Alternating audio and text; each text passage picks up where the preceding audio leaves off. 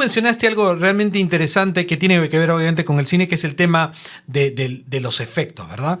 Y para quienes crecimos de alguna manera en los años 80 viendo la maravilla de la tecnología por primera vez en esas inmensas computadoras, el siguiente tema, sin duda alguna, es muy atractivo, porque tiene que ver con una película que tú ya habías mencionado, que ibas a recomendarla y que la has traído también como otra de las que querías comentar, de la Academia de antes, una película que tiene una magnífica actuación, por lo menos el papel uno de los actores más brillantes que ha dado en los últimos años Hollywood, como es Jeff Bridges.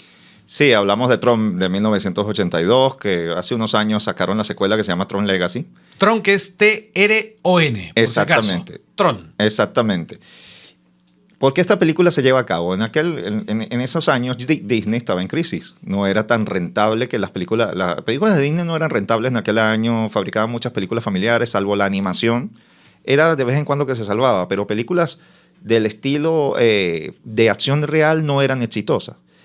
Entonces, la película fue dirigida por Stephen Lisberger y el guión fue escrito por él mismo, pero a raíz de ¿qué? De que él crea una historia en su cabeza por los videojuegos.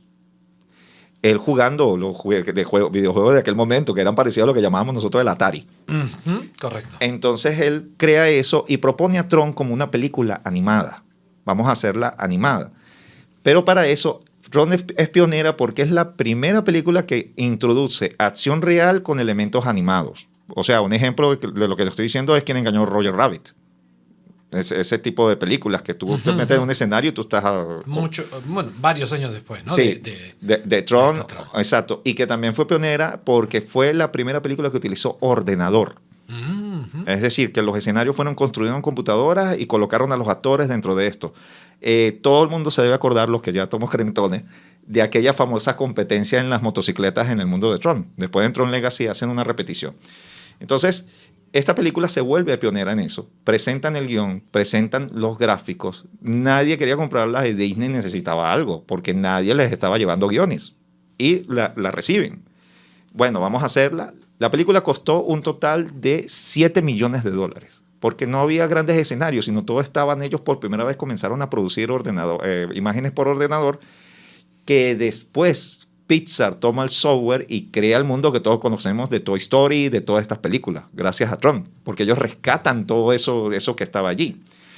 Entonces, la inspiración de Tron se remontó a 1976, cuando Livers y los otros guionistas toman todo lo que son esta serie de videos. Entonces, se plantea por primera vez en el cine la realidad virtual. ¿Qué pasa en el guión? ¿Qué pasa si un hombre es introducido a un mundo de computadoras? ¿Qué es lo que se va a encontrar allí? Y el enemigo principal, que ya se había tocado ese tema en varios libros, pero finalmente alguien lo lleva con cara, que es el enemigo principal, es una inteligencia artificial, que es ¿cómo se llama? El control maestro, que era protegido por un corrupto. También se plantea la lucha de las corporaciones.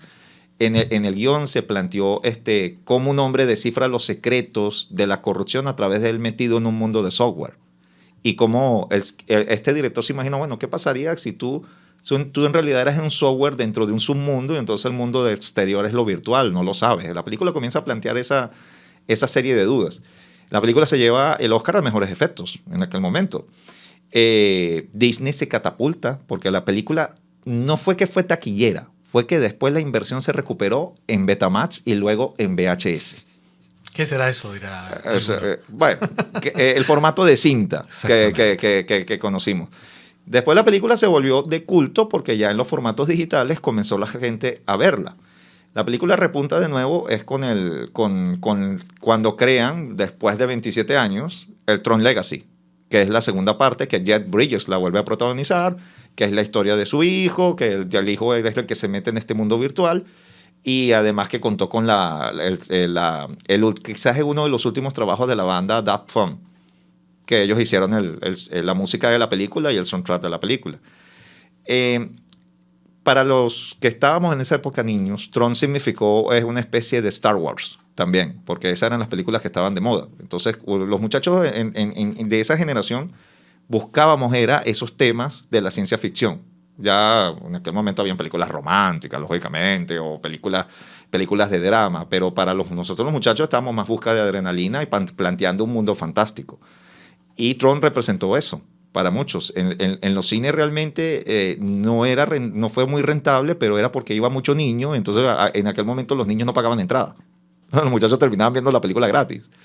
Y a veces iban solos, entonces, pero la película después se volvió de culto. La gente le presta mucha atención al mensaje que brinda la película de Tron.